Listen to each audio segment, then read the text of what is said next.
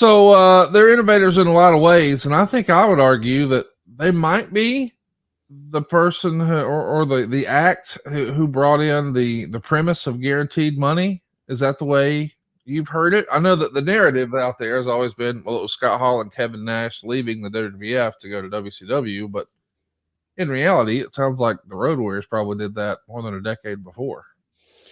Yeah, I mean, and Vince had done it, before that with certain talent, like with Hogan and things of that nature. And then, Crockett made some pretty silly deals Yeah. that hadn't been done. But, yeah, they were definitely amongst the first in the modern era that had received guaranteed deals.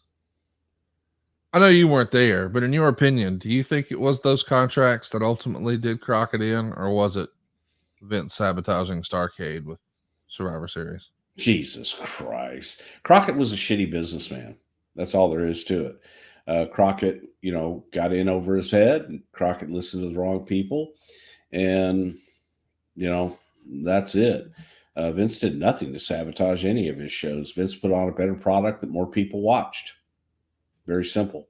Crockett couldn't compete. Crockett was listening to the wrong people, paying way too much money to certain people.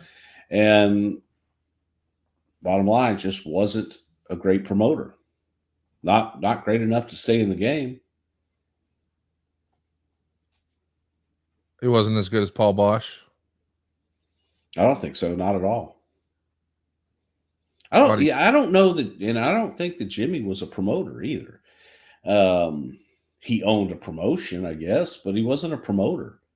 He wasn't a very good. He had people. He had Dusty around him. That was his biggest success was when he had Dusty booking for him. But Dusty wasn't a great businessman. So Dusty was a great promoter, but Crockett wasn't. He had the label promoter, but I don't know that Jimmy was the idea guy to make all that happen. Jimmy was the money guy that had the framework to put some of those shows together. As I said, I've only been around Jim Crockett a couple times in my life, and they weren't really positive experiences with Crockett. and do you want to just? I mean, you've told one of them before. Do you want to remind everybody about those? I think one No, of them. he always came across as very arrogant, holier than thou, and did not treat people well unless you were one of his top guys. And I just thought he, didn't need to be that way. Yeah. So I didn't have good experiences with the guy. And to the contrary, the Crockett's, especially Jim and Jackie, were kind of bullies. Okay. Jim was a bully, but he would do it, with if he had a Dusty or if he had somebody else there that could back him up. Jackie was just a bully. Jackie was kind of a jerk to work with. David always seemed like a nice guy. David was just kind of there. And I'd never had any problem with David at all. But again, I was only around him a couple of times.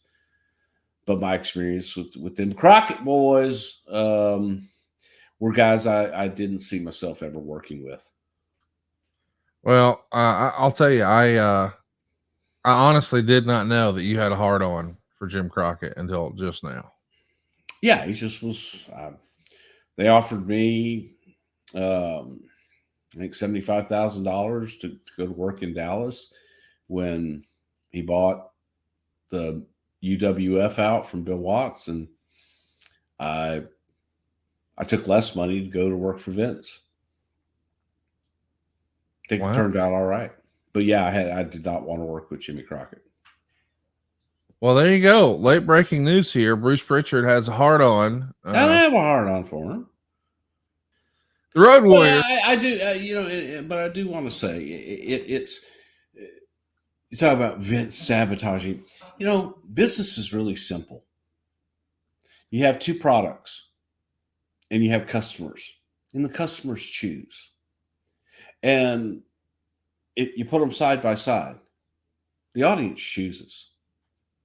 And obviously, the audience chose WWE versus Crockett on the dates. And again, apples to apples. It's like it is what it is. So people want to say sabotage. Never ever in a million years. Competition, yes, absolutely.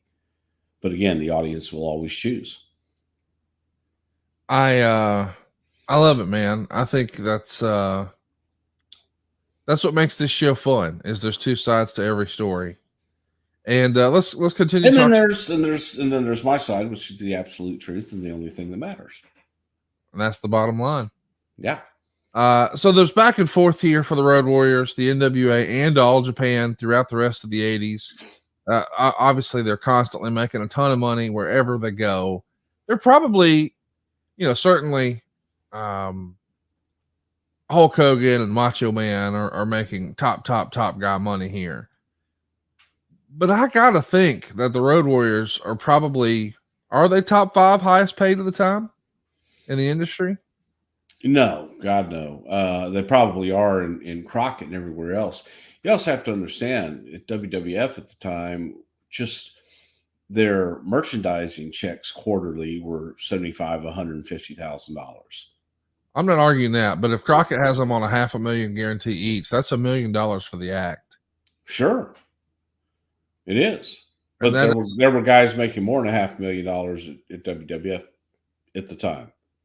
Oh, I'm not arguing that. I'm just saying, as an act, you've got 1.275 in these three guys. Hey, man, look, they had guaranteed money. Yeah. Big deal. Yeah, that was pretty damn impressive. And to me, they deserved it. You know why they deserved it? Because they got it. Yeah. So good for them.